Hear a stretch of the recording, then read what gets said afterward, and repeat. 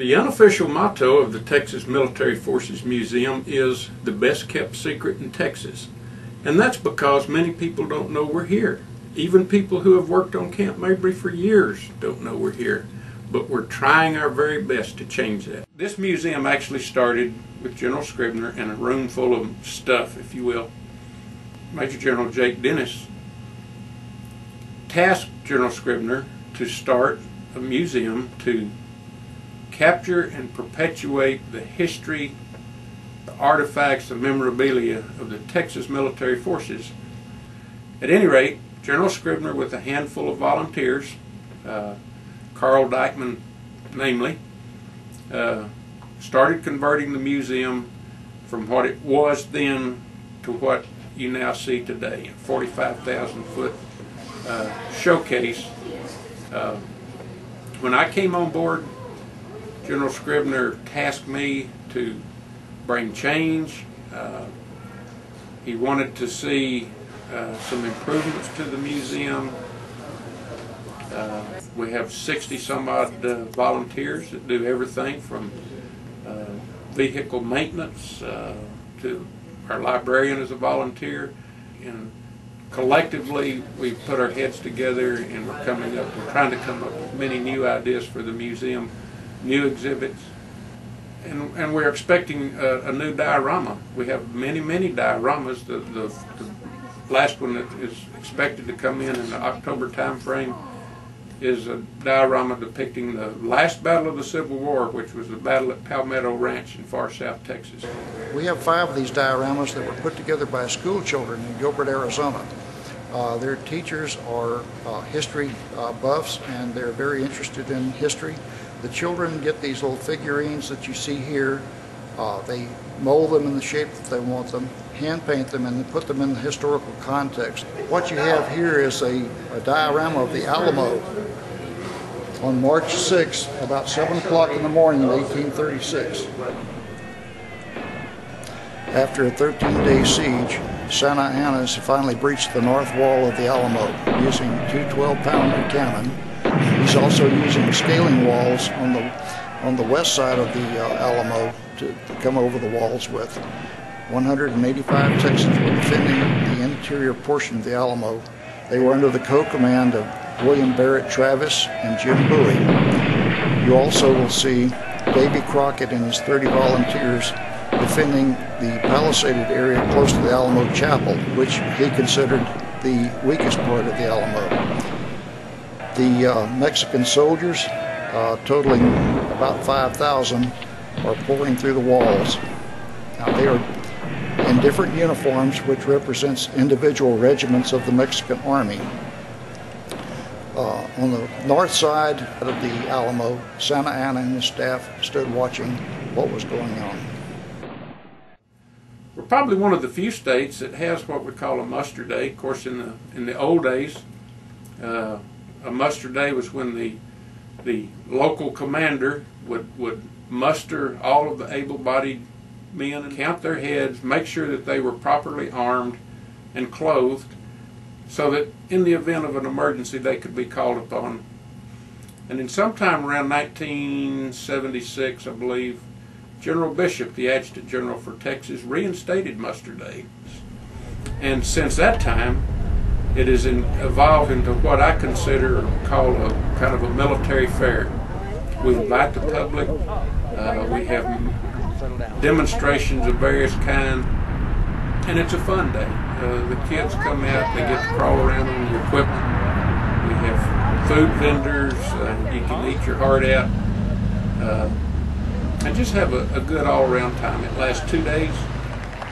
This past year we had the horse detachment from the 1st Cav Division at Fort Hood. Did an outstanding display of horsemanship.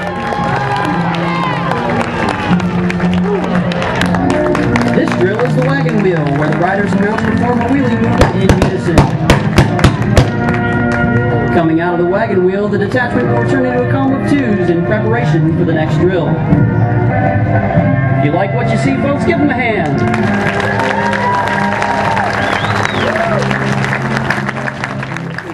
It was an all-encompassing event, but we had the stuff going on outside, the parade and the vehicles and the demonstrations, but inside the museum itself were a number of activities.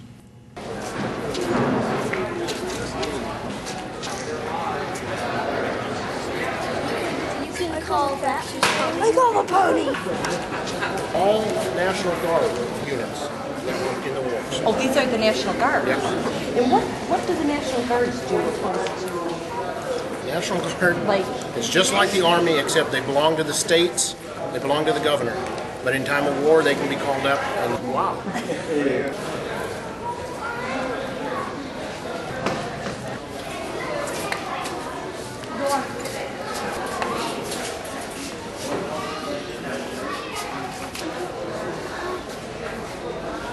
We had a field mess operation demonstration. Brian actually cooked meals and served it, you know, gave people a sample of the meals of the period. That are about appropriate for the time period. Oh, this is eggs. Oh my goodness. Well, I promised that I would try it, but let's look at what it looks like. This is hot, and it's got, looks like it's got tomatoes in it. Well, I'm not going to get sick and die. If any of you parents would like me to get some forks for your kids, I'll be glad to let them sample. Just grab something and try it. I had never had that menu before, so that's pretty unusual. What's it taste like? I don't know what it tastes. It's got kind of a spicy taste to it when it gets to the back of your throat, doesn't it? Potatoes. Our marksmanship team ran away with the honors at last year's Winston P. Wilson matches in Arkansas. But Colonel Don Trice and some of his guys had many of the weapons on display where people could physically come up and touch them, feel them, and see, learn about them. And that's what we're all about, is learning. This is a 1903 A1 Springfield rifle. It's specifically designed for national match shooting at Camp Mabry, Ohio. Then we have this. Rifle. This is a presentation M1 Garand rifle that was given to the high rifle shooter at Camp Mabry, Ohio in 1967. It was presented to the man who had the highest rifle score at Camp Mabry. Finally, we have our national match AR-15. This is what the Texas National Guard uses in competition at Camp Mabry, Ohio. It's pretty much the same as a regular M16, except it has a matched barrel, matched sights, and a matched trigger. And we have lead in both ends because we want to add more weight to it to make it more stable. And this is a rifle that most of the shooters use at a nationals competition. And this is the primary rifle we use now. We have an excellent research library which is open to the public, with books dating back, you know, before the Civil War. We have all of the Order of Battle books for the Civil War, up through current day Operation Iraqi Freedom and Enduring Freedom. So we're doing, as I said, I've used the word collectively, but as a team we're putting our heads together and coming up with new ideas, new ways to improve the museum. One of the worst things that can happen to a museum is to become stagnant, and we don't want that. So that's why we want to rotate our displays, add new displays, and primarily our focus is to train our soldiers, our veterans, and their families on what the Texas military has done for this state and the country, and what we can do in the future.